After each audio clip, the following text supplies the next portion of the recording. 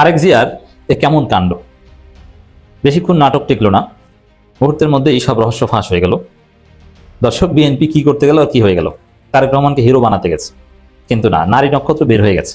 সাদিন সাহেবের সঙ্গে দেখা করতে গেছে কিছু লোক ওই শিলংয়ের বাংলোতে। তার মধ্যে ছবিতে ডাইন পেশে গালে হাত দিয়ে বসে আছে ব্যক্তিটা কে? এই ব্যক্তিটা গুরুত্বপূর্ণ, কারণ সালাউদ্দিন সাহেবের সাথে সকল মিটিং এ তার উপস্থিতি দেখা যায়। সে ঠিক ওই একই চেয়ারে বসে। তার নাম কি জানেন? তার নাম বিপ্লব পাঠক। সে ইসকনের চট্টগ্রাম বিভাগের মিডিয়া সেলের সমন্বয়ক। উনি সংবিধান, উনি যেটা বলবেন সেটাই আইন।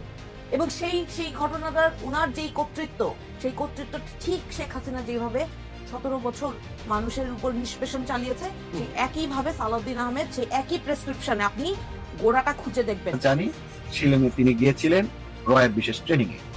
যদি এটা মিথ্যা হয়, সালাউদ্দিন আহমেদ প্রমাণ করুক যে এই দাবি মিথ্যা। সে প্রমাণ করুক সে গুম হয়েছে। সে প্রমাণ করুক যারা তাকে গুম করেছে তারা তাকে ট্রেনিং দেয়নি, বরং নির্যাতন করেছে। এবং সে প্রমাণ করুক যে নির্যাতনকারীরা কারা ছিল। প্রিয় দর্শক, বাংলাদেশের যে বর্তমান রাজনৈতিক প্রেক্ষাপট এবং যে পরিস্থিতির সৃষ্টি হয়েছে তারই আলোকে আপনাদের সামনে বেশ কয়েকটা গুরুত্বপূর্ণ ভিডিও নিয়ে হাজির হয়েছি, যার কিছুটা অংশবিশেষ ইতিমধ্যেই ভিডিওর শুরুতেই দেখেছেন। তো দর্শক, ভিডিওর শুরুটা দেখে কিন্তু বুঝতে পেরেছেন যে আজকের নিউজটা ঠিক কতটা গুরুত্বপূর্ণ এবং ঠিক কোন বিষয়টাকে ইঙ্গিত করছে। তাই বলবো, যারা ভিডিওটি অন করেছেন না টেনে সম্পূর্ণ নিউজটি মনোযোগ ফিরে আসে। এটা হয়তো বা আল্লাহ, যারা ধরা পড়ে আল্লাহ তাদেরকে হেফাজত করে, এটি বলবো। তো বিএনপিকেও হয়তো বা আল্লাহ এরকম হেফাজত করে, যেহেতু জিয়াউর রহমান ভালো মানুষ ছিলেন, খালেদা জিয়া ভালো মানুষ ছিলেন, এ কারণে মনে হয় মহাপাপ থেকে আল্লাহ তাদের হেফাজত করে। আওয়ামী লীগকে আল্লাহ হেফাজত করেন, যেমন আওয়ামী লীগ সমস্ত আকাম সাকসেসফুলি করতে পেরেছে, 15.5 বছর ক্ষমতায় থাকতে পেরেছে। আর কি বাকি? 21 সাল পর্যন্ত থাকতে চেয়েছে, সেখানে 24 সাল পর্যন্ত থেকেছে, বোনাস পেয়েছে। কিন্তু বিএনপি পারে না। বিএনপি 6 সালে একটু খায়েশ জাগলো যে আমরা কারচুপি করে আরেকবার ক্ষমতায় থাকবো, এমন ধোলাই খেয়েছে। ইতিহাসে বিএনপি এত মার খায়। তারেক রহমানের কি বিভৎস অবস্থা হয়েছে, এবং এক পর্যায়ে বিএনপি নেতাদের ফাঁসি হয়েছে, জামাত নেতাদের ফাঁসি হয়েছে। 2006 সালে ভোট চুরির চেষ্টা করার ফল 111 সরকার, এবং তারপর জামাত বিএনপি নেতাদের ফাঁসি, এবং জামাত তার সাথে জড়িত ছিল, এটা অস্বীকার করার কোনো সুযোগ নেই। কে এম হাসানকে প্রধান উপদেষ্টা বানানো, বিচারপতিদের বয়স বানানোর চেষ্টা, অমুক তমুক, এগুলো সব করেছে। এর আগে 91-তে ক্ষমতা এসে সেম কাণ্ড। তত্ত্বাবধায়ক সরকার কি কায়না মাথায় দেয় চিনি না, মানে নিজেদের অধীনে নির্বাচন করে আবারও কারচুপি করে ক্ষমতা আসবে। বিএনপির ধান্দাই হচ্ছে এটা, কিন্তু একবারও পারে না, ধরা খেয়ে যায়, আগাম করতে যায়, ধরা পড়ে। এটা হচ্ছে বিএনপির ইতিহাস। তো দর্শক, এবার ক্ষমতা এসেও এরকম নাটক শুরু করেছে, কিন্তু ওই যে আল্লাহ মনে হয় হেফাজত করছে, কারণ তারেক রহমান জিয়াউর রহমানের সন্তান, খালেদা জিয়ার সন্তান, তার মাধ্যমে হয়তো আল্লাহ খারাপ কাজ করাতে দিবেন না। হাসিনা যে কত নাটক করেছে, ইলিয়াস আলীকে গুম করে ইলিয়াস আলীর পরিবারকে জড়িয়ে ধরে, কি কান্না! অথচ এটা হাসিনা জানে, হাসিনা নির্দেশে এটা করা হয়েছে। এরকম আকাম বিএনপি করতে পারবে না, ধরা পড়ে যাবে, আল্লাহ হেফাজত করবেন। দর্শক দেখেন, এই যে ফ্যামিলি কার্ড এবং খাল খনন, এই দুইটাই নাটক, দুইটারই রহস্য উদ্ঘাটন হয়ে গেছে। ফ্যামিলি কার্ড ওটা কোনো ফ্যামিলি কার্ড না। ফ্যামিলি কার্ড বাস্তবে যদি ওরকম কোনো উদ্দেশ্য থাকতো, তাহলে বাজেটে একটা অংশ বাজেট করা হতো, এবং এটা নিয়ে এক্সপার্ট কমিটি গঠন করা হতো দেশি বিদেশি বিশেষজ্ঞদের নিয়ে, তারপরে পর্যালোচনা করে একটা আইন করা হতো, যে এই আইনের ভিত্তিতে, এই নীতিমালার ভিত্তিতে ফ্যামিলি কার্ড দেওয়া হবে। কিন্তু না, দেখেন, নাই কোনো নীতিমালা, নাই কোনো বাজেট, নাই কোনো ফিজিবিলিটি স্টাডি, আন্দাজের উপর কিছু লোককে ফ্যামিলি কার্ড দিয়ে দিয়েছে, অল্প কিছু লোককে। কিভাবে? ওই যে সোশ্যাল সেফটি নেটের অন্যান্য টাকা, এক জায়গার টাকা আরেকজন দিয়ে দিয়েছে। এটা এখন মানুষ বুঝে গেছে যে এগুলো প্রতারণা, এটা লোক দেখানো। এটা কেন করেছে? ওই যাতে বলতে পারে, দেখছেন ক্ষমতা এসে আমরা বাস্তবায়ন করছি। আসলে ওটা কিছু না। এবার আমি যেটা দেখাবো, তো এটা ভালোভাবে বুঝবেন। ফ্যামিলি কার্ডের যে অর্থনীতির যে হিসাব নিকাশ, এটা অনেকে বুঝবেন না, কারণ এখানে এটা ফাইন্যান্সিয়াল একটা থিওরি, যে এইভাবে বিনা কাজে টাকা দিলে এটা অর্থনীতির জন্য ডিজাস্টার। কিন্তু খাল খাটা এটা বুঝবেন। দেখেন মজাটা কোন জায়গায়। তারেক রহমান খাল খাটছেন, জিয়াউর রহমানের মতো একটা ইমেজ দাঁড় করানোর চেষ্টা করছেন। এই যে দেখেন, আমি নিজে টি শার্ট গায়ে দিয়ে, জিন্সের প্যান্ট পরে, মাথায় ক্যাপ দিয়ে আমি খাল কাটতে নেমে গেছি, আমি কোদাল দিয়ে খাল কাটছি। শুধু জিয়াউর রহমান না, ওদিকে মানে তারেক রহমান না, ওদিকে গয়েশ্বরচন্দ্র রায়, নিপুণ রায় চৌধুরী, ওদিকে জহিরুদ্দিন স্বপন, মানে সবাই, সারা বাংলাদেশ, এমনকি জামাতের লোকজন, জামাতের এমপিরাও সবাই কোদাল নিয়ে খাল কাটতে নেমে গেছেন, খাল কাটে। যারা এমপি হয়েছেন তাদের এলাকায় এই 700টি শাড়ি এবং 100টি থ্রি পিস বরাদ্দও করা হয় নাই, গেজেট পাস হয় নাই এবং পাঠানো হয় নাই। তো এটা একটা বৈষম্য। আজকে যারা ফ্যাসিস্টের আমলে ফ্যাসিস্টের সাপোর্ট করেছে, যারা আওয়ামী লীগ করেছে, সোজা কথা, তারা তো এই দেশে এখন আছে, তাদেরকে তো নিয়ে শেখ হাসিনা চলে যায় নাই। তো তারা কি আপনার এই দেশের জনগণ না? তাদের প্রধানমন্ত্রী কি আপনি না? যারা জামাত করে তাদের প্রধানমন্ত্রী কি আপনি তারেক রহমান না? যারা এনসিপি করে তাদের প্রধানমন্ত্রী কি আপনি না? এদেশের প্রত্যেকটা শ্রেণীর প্রধানমন্ত্রী তো আপনি। আপনি কেন বৈষম্য করবেন? মানুষ তো ব্যক্তি হিসেবে যে যার জায়গা থেকে এক একজনের এক একটা দল পছন্দ থাকতেই পারে, কিন্তু আপনি একজন প্রধানমন্ত্রী হয়ে যদি এই দেশের জনগণের সাথে এই তফাৎটা করেন, এই পার্থক্যটা করেন, এটা তো একটা মারাত্মক বৈষম্য। এটা থেকে প্রমাণিত হয় আপনি খুবই ছোট মন মানসিকতার পরিচয় দিয়েছেন, এবং এটা ধর্মীয়ভাবে যদি বলেন আর সামাজিকভাবেও যদি বলেন, সব দিক থেকেই খুবই ছোট মেন্টালিটির পরিচয় দিয়েছেন। এবং ধর্মীয়ভাবে তো একটা অন্যায়, পাপ। কারণ ধর্মীয়ভাবে যদি আপনি চিন্তা করেন, যারা এইভাবে বৈষম্যর সৃষ্টি করে তাদেরকে মূলত আপনার বলা হয় জালিম, তাদেরকে মূলত বলা হয় ফাসিক, তাদেরকে মূলত বলা হয় আপনার মুনাফিক।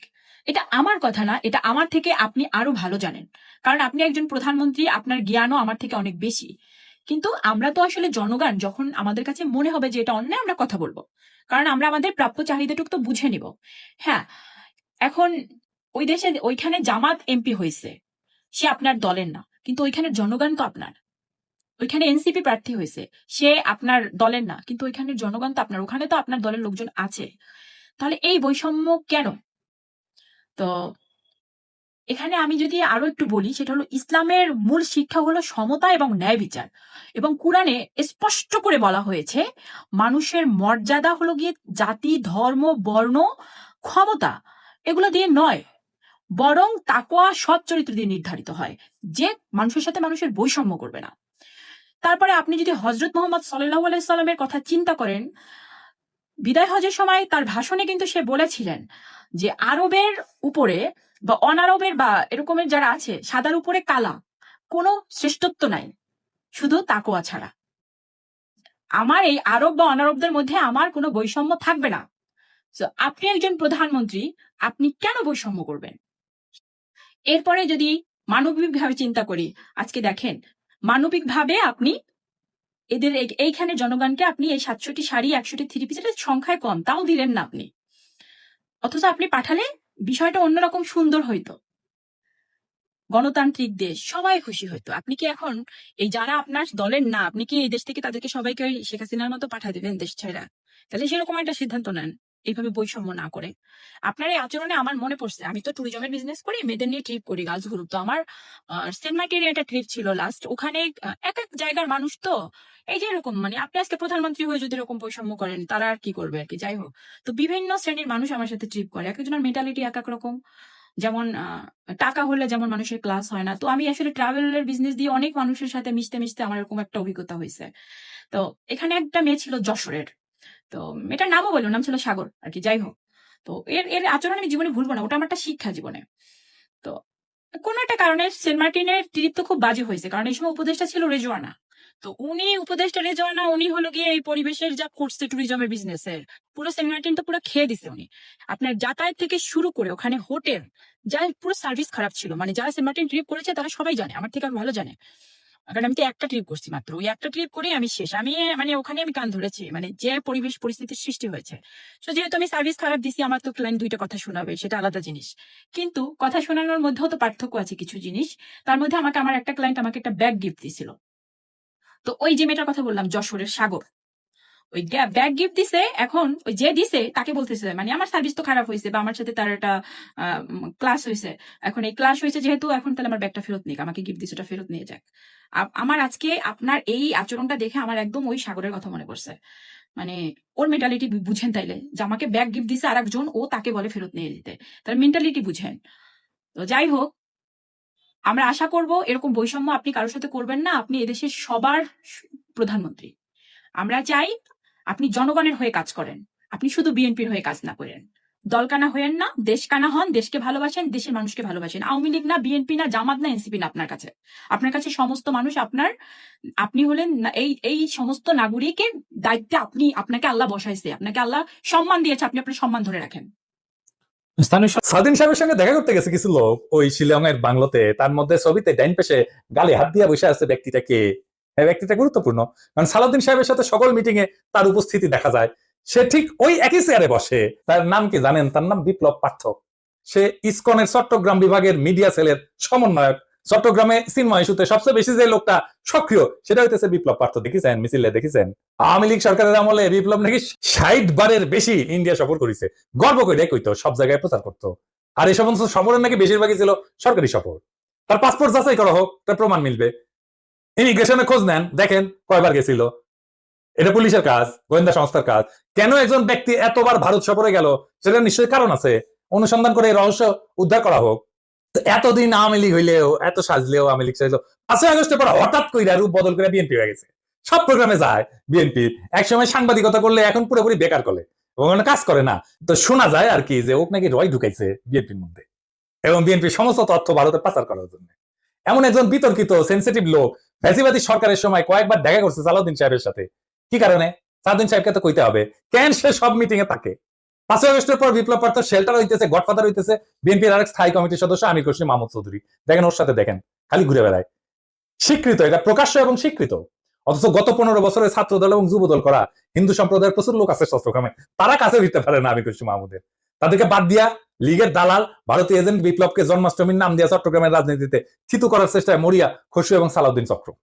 ছবিতে দেখেন বিপ্লব পার্থ মোদির সাথে ছবি, দেখেছেন? মোদির সাথেও ছবি, সালাউদ্দিনের সাথেও ছবি, ইসকনের চিন্ময়ের সাথে ছবি, ইন্ডিয়ান হাই কমিশনের সাথে চট্টগ্রামের বিভিন্ন ইভেন্টে ছবি। এবার বুঝেছেন তো আমির খসরু কেন অমিত শাহের সামনে জুইকাপ্পর নাম করতে যায়? কানেকশন বুঝেন? আমির খসরু, সালাউদ্দিন, ইসকন সব বরাবর। আর একটা ইস্যু আছে, সেটা হইতেছে মরাল ইস্যু। আমার স্কুলে বড় ভাই ডাক্তার ফিরোজ খুব ভালো ছাত্র ছিলেন। ডাক্তারি শেষ করিয়া উনার ক্যারা উঠেছিল, উনি পলিটিক্স করবেন। খালেদা জিয়ার অ্যাসাইনমেন্ট অফিসার ছিলেন, খুব দাপুটে নেতা ছিলেন বিএনপির। শুনতাম উনি নাকি দুর্নীতি করে ফাটাই ফেলিছে। তারপরে শুনি 111 পর অস্ট্রেলিয়াত গেছে। একটা ছোট্ট ঘরে 2 মেয়ে সহ পুরা পরিবার নিয়ে থাকতেন। ওই একই ঘরে থাকা, ঘুমানো। নিজে নাইট গার্ডের চাকরি করেছেন ডাক্তার হইয়া। মির্জা ফখরুল নিজেই বলছেন এই আওয়ামী লীগের আমলে বিএনপির নেতা কর্মীরা বাড়ি ছাড়া হইয়া ঢাকায় এসে রিক্সা চালায়, উনি কান্দিছিলেন, ফ্যাস ফ্যাস করে কান্দিছিলেন। আর আপনি সালাউদ্দিন সাহেব রাজার হালে থাকেন, শিলংয়ে লজ্জা লাগে না সালাউদ্দিন সাহেব? আপনার ভারতে থাকার টাইমে সকল খরচা কিভাবে করেছেন জাতিকে জানাইবেন। ইসকনের সাথে আপনার কি সম্পর্ক সেটাও জানাবেন। জাতির এটা জানার অধিকার আছে। 1975-এ সোহরাওয়ার্দী বডিগার্ড জয় বাংলা হয়ে যাওয়ার পরে বেশ কিছু বছর কাটাল রানী ইন্ডিয়া ছিল। সেখান থেকে বাংলাদেশে ফিরে আমাদের উপরে স্টিম লোয়ার চালাইছে ফ্যাসিবাদের সাথ দিয়ে, আবার ভারতে পালায় গেছে। অনেকে বলে হাসিনা পালায় যাওয়ার পরে সালাউদ্দিন নামের এই বিএনপির নেতাকে ভারত বাংলাদেশে পুশব্যাক করে দিছে। এতদিন আসতে পারেননি উনি, তারপরে 1 সপ্তাহ যায়নি হাসিনা পড়ছে ওনারে পেটে দিল, আগে পাঠাচ্ছিল না। কাকতালীয় ভাবে জীবনের বড় একটা সময় হাসিনার চেয়েও বেশি সময় ভারতেই ছিলেন। তো এই সালাউদ্দিন সাহেব ইদানিং হাসিনার মতো উদ্ধত ভাবে কথাবার্তা বলা শুরু করেছেন। সামনে ওনাকেও সম্ভবত আমরা হাসিনার প্রতিবেশী হিসেবে ভারতে দেখতে পাবো, মাশাআল্লাহ। সালাউদ্দিন সাহেব, মানুষ আপনারা ইন্ডিয়ান মাল বলে, আপনি শুনেন না, কিন্তু ক্যামেরা ঠিকই শুনে। এই যে দেখেন আপনারা কয় ইন্ডিয়ান মাল আসিছে। একজন নেতার চেহারা, পোশাক, স্টাইল, ফ্যাশন এই সমস্ত ইতিহাসের পাতায় জায়গা করে নেয় না। ইতিহাস মনে রাখেন নেতৃত্বের সততা, আত্মত্যাগের পরিমাণ, আর সেই নেতার অবস্থান দুর্দিনে কোথায় ছিল। সালাউদ্দিন আহমেদ নিঃসন্দেহে গুমের শিকার হয়েছিলেন। সেই সময় দেশবাসী তার জন্য কাঁদছে। কিন্তু একজন মজলুম যখন বিলাসের চাদরে নিজেকে মুড়ায় ফেলেন, যখন নিজের গুমের বিচার আন্তর্জাতিকভাবে দাবি না কইরা তার রাজনৈতিক মূলধন বানায় ফেলেন, তখন প্রশ্ন ওঠেই। এবং এই প্রশ্ন তার ব্যক্তিগত না, সমগ্র বিরোধী দলের নৈতিক ভিত্তির উপরে আঘাত আনে। বিএনপিকেও বুঝতে হবে সরকার বদলানোই রাজনীতি না, আদর্শ, ত্যাগ এবং গণমানুষের বিশ্বাস অর্জনই রাজনীতির মূল সোপান।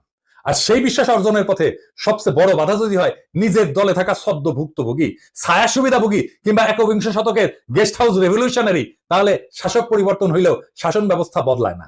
সালাউদ্দিন সাহেব, আপনি যদি সত্যি গণতন্ত্র চান, তাহলে সাংবাদিকের ধমকানো বন্ধ করেন, দলের সিনিয়রদের সম্মান করেন।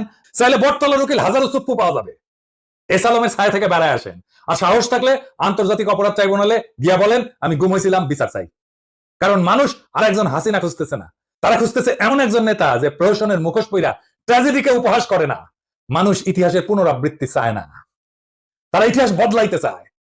তাই সিদ্ধান্ত আপনার সালাউদ্দিন সাহেব, আপনি ইতিহাস হবেন না আর একটা ব্যঙ্গাত্মক পুনরাবৃত্তি হবেন? আপনি বিশাল নেতা, আমরা অতি ক্ষুদ্র পিঁপড়া, কিন্তু মহাকালে যখন আমরা কেউই থাকবো না, সেই সময় এই ভিডিও থাকবে, প্রশ্নগুলো থাকবে। ইতিহাস জানবে কেউ কেউ প্রশ্ন জারি রাখছিল, কেউ কেউ সবকিছু মেনে নেয় নাই। এইভাবে জাতি চ্যালেঞ্জ করবে সেই দলটাকে যারা আগামী সরকার। দর্শক, সম্পূর্ণ ভিডিওটি দেখলেন, আশা করি বিষয়টি বুঝতে পেরেছেন। এ নিয়ে আপনার গুরুত্বপূর্ণ মন্তব্যটি অবশ্যই কমেন্ট বক্সে জানিয়ে দিবেন। ধন্যবাদ।